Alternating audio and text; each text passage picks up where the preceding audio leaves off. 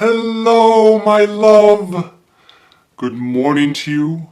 I hope that you are rested. I hope that I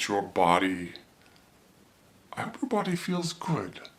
I hope that you are at a place with your body of acceptance and comfort. I hope you are well.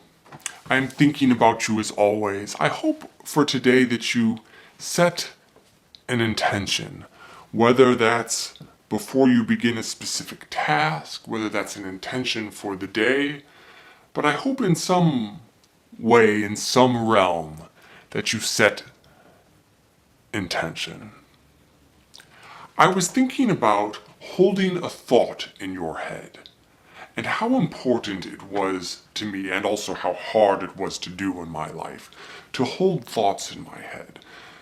But I thought about it in terms of when I would go and see perhaps a movie that was particularly moving and opened up something within me, or when I perhaps went to a funeral and realized the importance of life in such moments, when there are these sort of moments of heightened awareness, you see a piece of art or you experience a piece of art that just moves you so profoundly. Holding that thought, holding that feeling in your head is so useful and important because it helps you keep perspective. It helps you realize what is important in life, and realizing what is important in life steers you on the track that is most fulfilling to one, or at least I found for myself, remembering what was important. And so, how to remember that, how you do that, the key is, of course, holding these thoughts in your head. I've talked about memento moris for others and yourself. And if you could always remember, oh my gosh, this person will not always be around, if you could always hold that thought in your head, the way you react with them, interact with them, will much more approach loving kindness than it will perhaps, petty annoyance that might arise from time to time. So many things I feel as I think about how I tried to live my life and the advice that I am trying to impart to you is about this idea of holding thoughts in one's head. It is itself, though, very hard to do, which is why so many of the things I've talked about are tips or tricks to do just that. Whether it's the example of looking at a card every morning that says the 3 things you want to remember for the day, or you pause 5 times throughout the day and remember the things that are important. You pull out a card that has those things on them, or whether you have I would have a threshold reminder, which is whenever I walked through the threshold of my house, I would touch the threshold, and then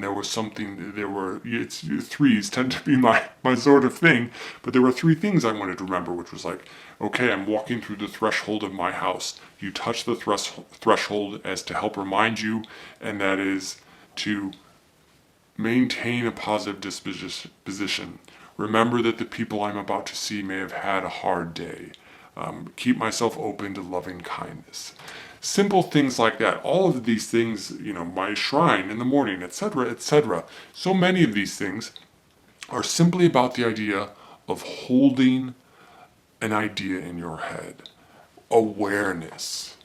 And of course, meditation is extremely useful in this regard. Meditation is not simply about awareness, but meditation and the calm it brings and the sense of awareness of being in the present moment also helps hold thoughts in one's head. Although if all you're doing is holding thoughts in one's head, that person is not actually in the present moment. There's a bit of a paradox there that you have to work out. But I just thought I would take a look at that larger picture and talk about that, because I think it's a different lens for thinking about not all of, but many of the things I did, or the odd quirks that I had in my life, of which you were aware. So, holding thoughts in one's head, not easy, but extremely important. At least it was for me.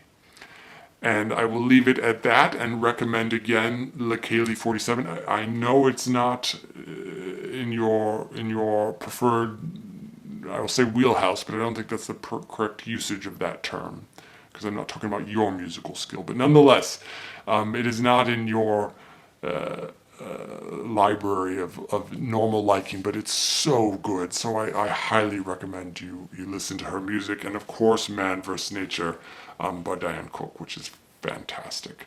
And with that, I will bid you adieu.